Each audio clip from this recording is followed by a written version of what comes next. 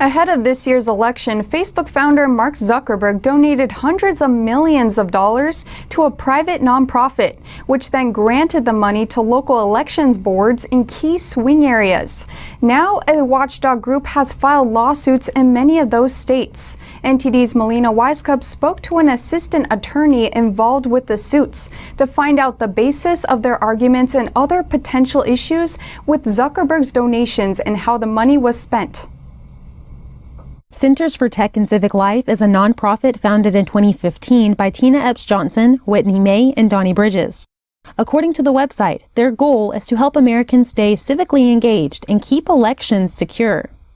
Before the 2020 election, the organization only had around $700,000 donated each year to spend on their efforts. But this year, Mark Zuckerberg and his wife donated at least $350 million to the nonprofit. The money was then granted to local elections offices. According to Ballotpedia, the most money was given to key swing areas, $3.5 million to Wayne County in Michigan, $6 million to Fulton County in Georgia, and $10 million to Philadelphia, Pennsylvania. And that's just a fraction of it. They did get out the vote efforts. They did media to get out the vote. They hired poll workers and poll judges. And so, if you think about that, what if we went into criminal court? I used to be a prosecutor, and we had, Facebook money essentially paying our judges. Is that something is that the kind of thing that we want? So what we fear is kind of an arms race where private companies, if you want to run for office, you got to say, okay, well, what palm do I have to grease in order to make sure I can get the vote turnout in the city that I need to win it? And that's kind of what our focus has been. Griffin's the special counsel to the Amistad Project of the Thomas More Society, a nonprofit watchdog group which has now filed lawsuits in multiple states to challenge the legality of these private grants.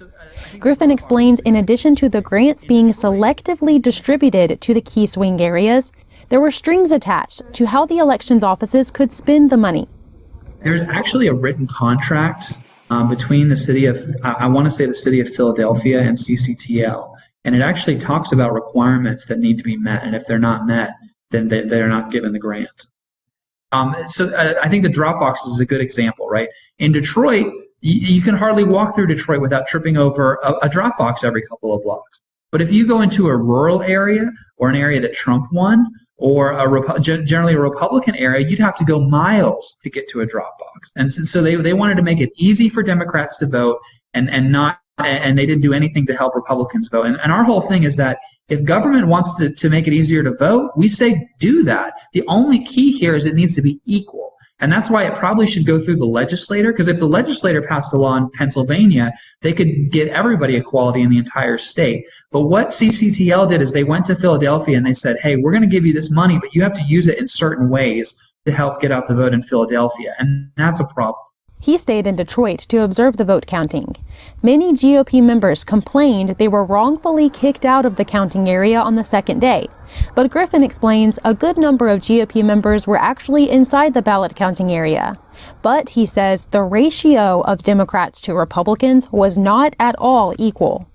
And they were being paid by the CTCL Center's donations, therefore heavily funded by Zuckerberg's donations. You have this one group paying poll workers, and these poll workers, they're called inspectors in Michigan, the poll inspectors, but poll workers, they're being paid by this private organization. It's run through the city of Detroit, but we come to find out they're almost all Democrat. And that was an issue that we had in Detroit, is we're saying, hey, the law says that at each one of these AV counting boards, each table where they're counting votes, there needs to be, the law says, one representative of each of the two major political parties.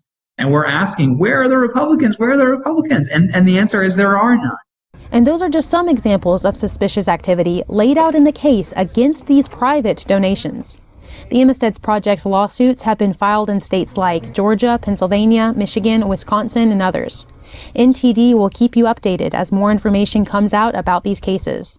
Reporting by Melina Weisskopf, NTD News.